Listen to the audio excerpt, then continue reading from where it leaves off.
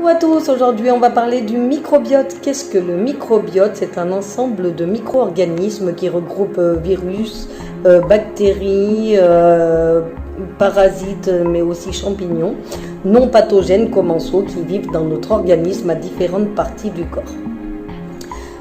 Au niveau de l'intestin, puisque nous allons traiter de celui-ci, il se situe au niveau de l'intestin grêle et du côlon. Il faut savoir qu'il se forme dès la naissance.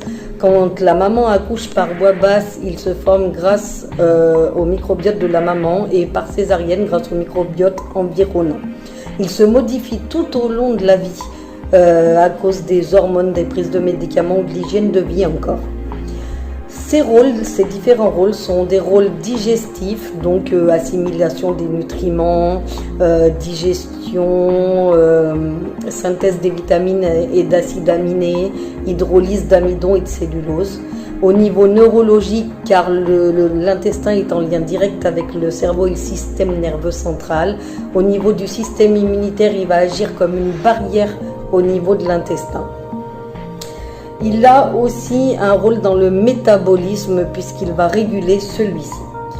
On va parler de dysbiose. La dysbiose, c'est le dérèglement du microbiote et plus précisément un déséquilibre qui va expliquer certaines maladies comme les MICI, par exemple la maladie de Crohn ou la rectocolite hémorragique, ou encore des maladies cardiaques comme des AVC ou encore du diabète ou de l'obésité. Quelles en sont les causes ? Le stress, le manque de sommeil, l'alimentation déséquilibrée, l'hygiène de vie en général sont les causes de ce dérèglement, la prise de médicaments, le tabac, mais aussi les infections qu'on peut avoir tout au long de la vie. Quelles en sont les conséquences ? Il y a des troubles digestifs comme des gaz ou des ballonnements, des troubles psychologiques, comme des TOC ou encore de la dépression. On va avoir des troubles cutanés comme de l'acné ou de l'eczéma, des dérèglements du système immunitaire également qui vont entraîner certaines maladies ou infections. Et comment en prendre soin ?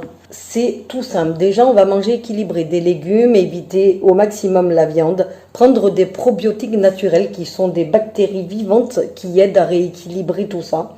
Prendre des huiles essentielles comme du basilic, de la menthe poivrée par exemple, qui sont là, ou de l'origan. Prendre également, je vous montre un peu les probiotiques, là ce sont des ferments lactiques. Et il faut prendre également des plantes comme de l'extrait de pépins de pamplemousse ou encore de l'origan, du thym, de la cannelle. Et également faire un jeûne de plusieurs jours. J'espère que cette vidéo vous a plu et qu'elle vous a vraiment aidé.